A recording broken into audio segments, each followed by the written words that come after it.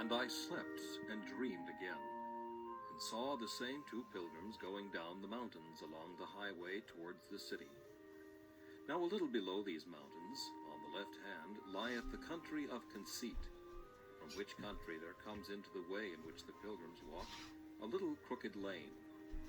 Here therefore they met with a very brisk lad that came out of that country, and his name was Ignorance.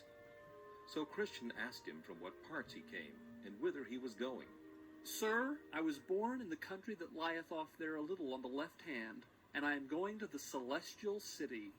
But how do you think to get in at the gate? For you may find some difficulty there. As other people do. But what have you to show at that gate, that may cause that the gate should be open to you? I know my Lord's will, and I have been a good liver. I pay every man his own. I pray, fast, pay tithes, and give alms, and have left my country for whither I am going. But thou camest not in at the wicket gate that is at the head of this way. Thou camest in hither through that same crooked lane. And therefore I fear, however thou mayest think of thyself, when the reckoning day shall come, thou wilt have laid to thy charge that thou art a thief and a robber, instead of getting admittance into the city. Gentlemen, ye be utter strangers to me. I know you not. Be content and follow the religion of your country, and I will follow the religion of mine. I hope all will be well. And as for the gate that you talk of, all the world knows that it is a great way off of our country. I cannot think that any man in all our parts doth so much as know the way to it. Nor need they matter whether they do or no, since we have, as you see, a fine, pleasant green lane that comes down from our country the next way into the way. When Christian saw that the man was wise in his own conceit, he said to Hopeful whisperingly, There is more hope of a fool than of him. When he that is a fool walketh by the way, his wisdom faileth him, and he saith to everyone that he is a fool. What, shall we talk further with him, or outgo him at present, and so leave him to think of what he hath heard already, and then stop again for him afterwards, and see if by degrees we can do any good to him? Let Ignorance a little while now muse on what is said, and let him not refuse good counsel to embrace, lest he remain still ignorant of what's the chiefest gain. God saith, Those that no understanding have, although he made them he will not save. It is not good, I think, to say all to him at once. Let us pass him by, if you will, and talk to him anon, even as he is able to bear it. So they both went on, and Ignorance he came after. Now when they had passed him a little way, they entered into a very dark lane, where they met a man whom 7 devils had bound with 7 strong cords, and were carrying of him back to the door that they saw on the side of the hill. Now good Christian began to tremble, and so did Hopeful his companion. Yet as the devils led away the man, Christian looked to see if he knew him, and he thought it might be one Turnaway that dwelt in the town of Apostasy. But he did not perfectly see his face. He did hang his head like a thief that is found. But being once past, Hopeful looked after him, and espied on his back a paper with this inscription, Wanton Professor and Damnable Apostate. Then said Christian to his fellow, Now I call to remembrance that which was told me of a thing that happened to a good man hereabout. The name of the man was Little Faith, but a good man, and he dwelt in the town of Sincere. The thing was this. At the entering into this passage, there comes down from Broadway Gate a lane called Dead Man's Lane, so called because of the murders that are commonly done there. And this Little Faith, going on pilgrimage, as we do now, chanced to sit down there and slept.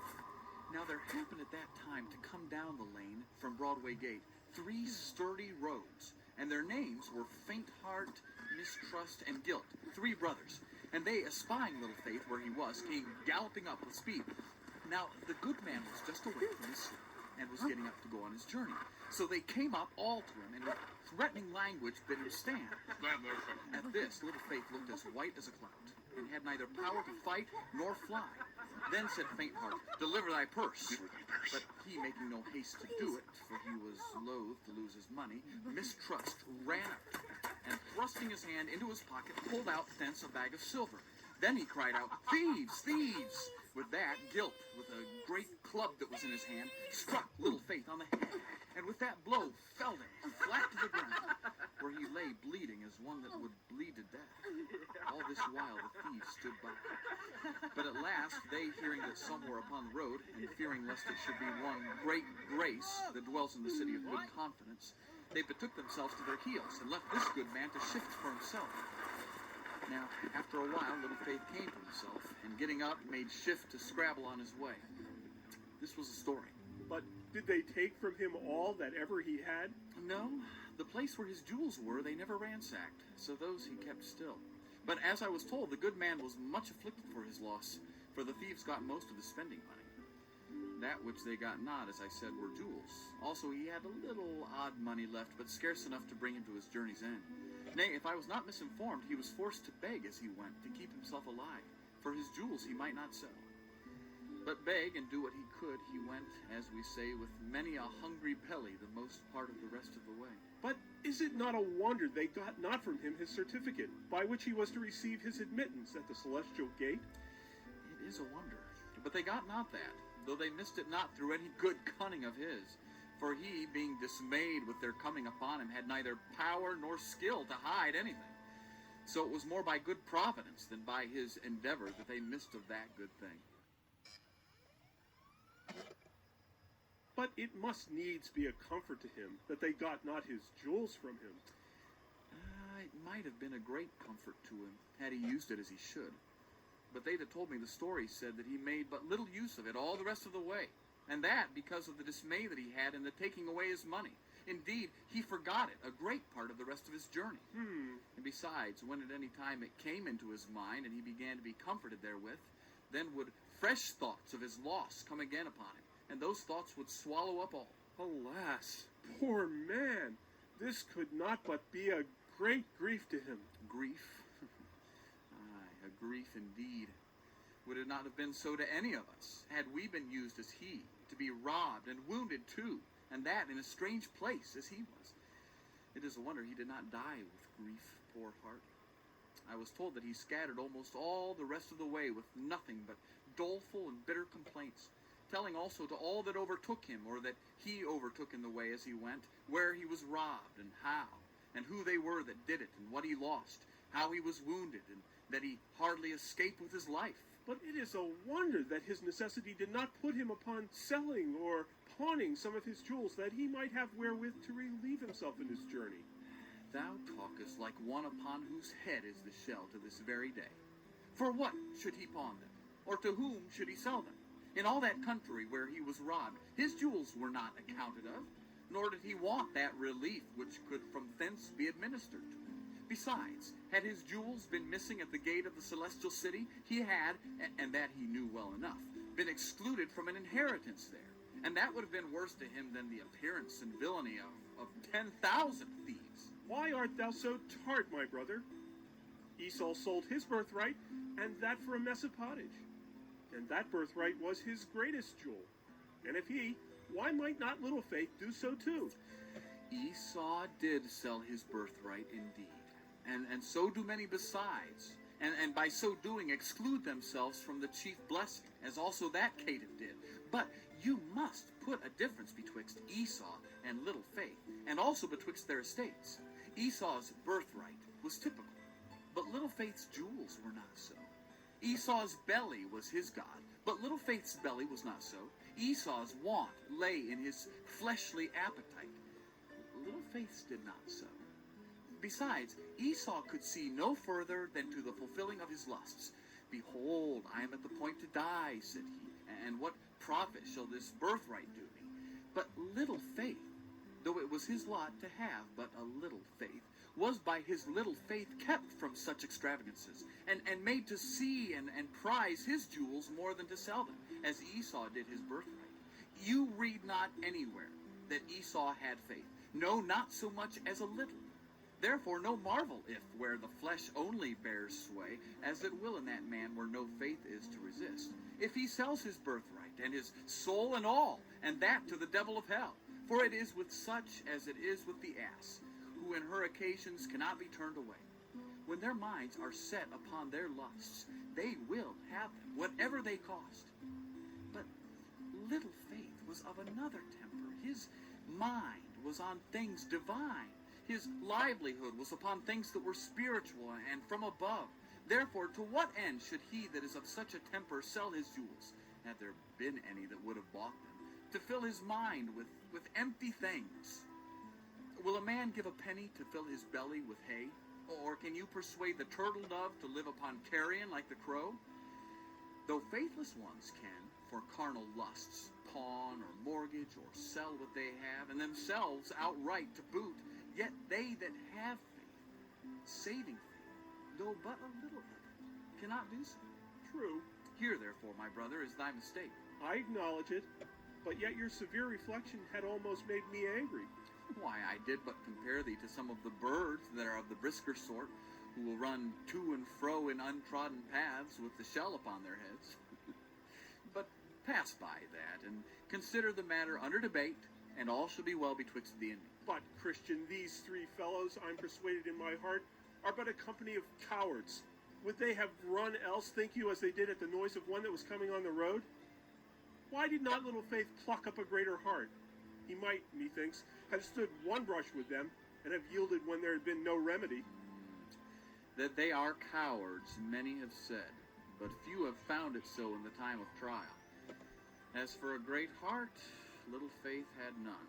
And I perceive by thee, my brother, hadst thou been the man concerned, thou art but for a brush, and then to yield. And verily, since this is the height of thy stomach, now they are at a distance from us. Should they appear to thee as they did to him, they might put thee to second thoughts. But consider again, they are but journeymen thieves. They serve under the king of the bottomless pit, who, if need be, will come into their aid himself, and his voice is as the roaring of a lion. I myself have been engaged as this little Faith was, and I found it a terrible thing. These three villains set upon me, and I, beginning like a Christian to resist, they gave but a call, and in came their master. I would, as the saying is, have given my life for a penny, but that, as God would have it, I was clothed with armor of proof. Aye, and yet, though I was so harnessed, I found it hard work to quit myself like a man. No man can tell what in that combat attends us, but he that hath been in the battle himself.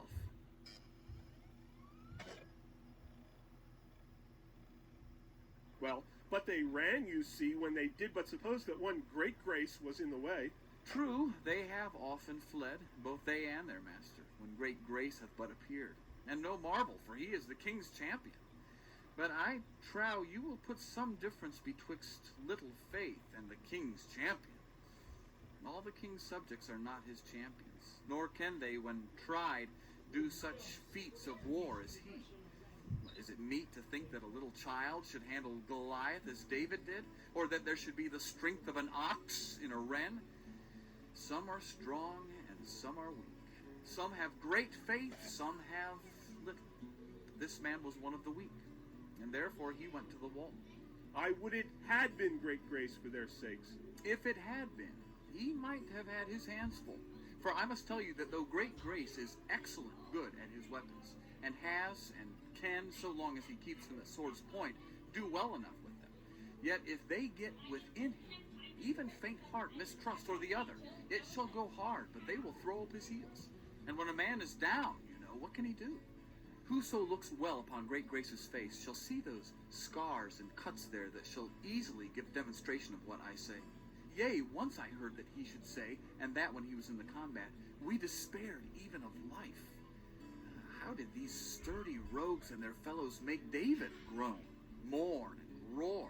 Yea, Heman and Hezekiah too, though champions in their day, were forced to bestir them when by these assaulted. And yet, notwithstanding, they had their coats soundly brushed by them. Peter, upon a time, would go try what he could do, but though some do say of him that he is the prince of the apostles, they handled him so, that they made him at last afraid of a sorry girl. Besides, their king is at their whistle. He is never out of hearing, and if at any time they be put to the worst, he, if possible, comes in to help them. And of him it is said, the sword of him that layeth at him cannot hold the spear, the dart, nor the habergeon. He esteemeth iron as straw. and brass as rotten wood. The arrow cannot make him flee. Sling stones are turned with him into stubble. Darts are counted as stubble. He laugheth at the shaking of a spear. What can a man do in this case? It is true, if a man could at every turn have Job's horse, and had skill and courage to ride him, he might do notable things. For his neck is clothed with thunder. He will not be afraid of the grasshopper. The glory of his nostrils is terrible. He paweth in the valley, and rejoiceth in his strength. He goeth on to meet the armed men. He mocketh at fear, and is not affrighted, neither turned he back from the sword. The quiver rattleth against him, the glittering spear and shield. He swalloweth the ground with fierceness and rage, neither believeth he that it is the sound of the trumpet. He saith among the trumpets, Ha! Ha! And he smelleth the battle afar off, the thunder of the captains and the shouting. But for such footmen as thee and I are, let us never desire to meet with an enemy, nor vaunt as if we could do better when we hear of others that they have been foiled, nor be tickled at the thoughts of our own manhood. For such commonly come by the worst when tried. Witness Peter, of whom I made mention before. He would swagger, aye, he would. He would, as his vain mind prompted him to say, do better, and stand more for his master than all men. But who so foiled and run down by these villains as he?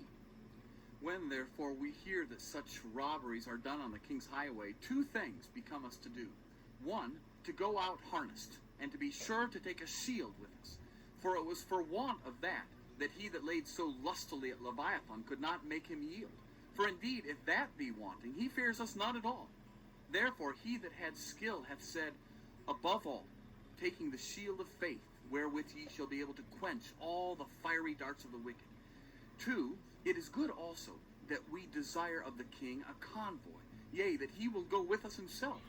This made David rejoice when in the valley of the shadow of death, and Moses was rather for dying where he stood than to go one step without his God. Oh, my brother, if he will but go along with us, what need we be afraid of 10,000s that shall set themselves against us? But without him, the proud helpers fall under the slain. I, for my part, have been in the fray before now. And though through the goodness of him that is best, I am, as you see, alive, yet I cannot boast of my manhood. Glad shall I be if I meet with no more such brunts, though I fear we are not got beyond all danger. However, since the lion and the bear have not as yet devoured me, I hope God will also deliver us from the next uncircumcised Philistine. Poor little faith, hast thou been among the thieves, wast robbed? Remember this, whoso believes and gets more faith, shall then a victor be over 10,000, else scarce over 3. So they went on, and ignorance followed. They went then till they came at a place where they saw a way put itself into their way, and seemed withal to lie as straight as the way which they should go. And here they knew not which of the two to take, for both seemed straight before them. Therefore here they stood still to consider. And as they were thinking about the way, behold, a man, black of flesh, and covered with a very light robe, came to them, and asked them why they stood there. They answered, they were going to the celestial city, but knew not which of these ways to take. Follow me. It is thither that I am going. So they followed him in the way, that but now came into the road, which by degrees turned them so from the city that they desired to go to, that in little time their faces were turned away from it. Yet they followed him. But by and by, before they were aware, he led them both within the compass of a net, in which they were both so entangled that they knew not what to do. And with that, the white robe fell off the black man's back. Then they saw where they were, wherefore there they lay crying some time, for they could not get themselves out. Now do I see myself in error. Did not the shepherds bid us beware of the flatterers? As is the saying of a wise man, so have we found it this day. A man that flattereth his neighbor spreadeth a net for his feet. They also gave us a note of directions about the way for our more sure finding thereof. But therein we have also forgotten to read, and have not kept ourselves from the paths of the destroyer. Oh, here David was wiser than we. For, saith he, concerning the works of men, by the word of thy lips, I have kept me from the paths of the destroyer. Thus they lay bewailing themselves in the net. At last they espied a shining one coming towards them, with a whip of small cord in his hand. When he was come to the place where they were, he asked them whence they came, and what they did there. They told him that they were poor pilgrims going to Zion, but were led out of their way by a black man. Clothed in white, who bid us follow him, for he was going thither too. Then said he with the whip, It is Flatterer, a false apostle, that hath transformed himself into an angel of light. So he rent the net and let the men out. Then said he to them, Follow me, that I may set you in your way again. So he led them back to the way which they had left to follow the flatterer. Then he asked them, saying, Where did you lie the last night? With the shepherds upon the Delectable Mountains. He asked them then if they had not of those shepherds a note of direction for the way. They answered, Yes? Yes? But did you, when you were at a stand, pluck out and read your note? No. No. Why? We forgot. He asked moreover if the shepherds Did not bid you beware of the flatterer? They answered, Yes, but we did not imagine that this fine-spoken man had been he. Then I saw in my dream that he commanded them to lie down, which, when they did, he chastised them sore, to teach them the good way wherein they should walk. And as he chastised them, he said, As many as I love, I rebuke and chasten. Be zealous, therefore, and repent. This done, he bid them go on their way, and take good heed to the other directions of the shepherds. So they thanked him for all his kindness, and went softly along the right way, singing, Come hither, you that walk along the way. See how the pilgrims fare that go astray. They catched are in an entangling net, 'cause they good counsel lightly did forget. 'Tis true they rescued were, but yet you see they're scourged to boot. Let this your caution be. Now after a while they perceived afar off one coming softly and alone, all along the highway to meet them. Then said Christian to his fellow, Yonder is a man with his back towards Zion, and he is coming to meet us. I see him. Let us take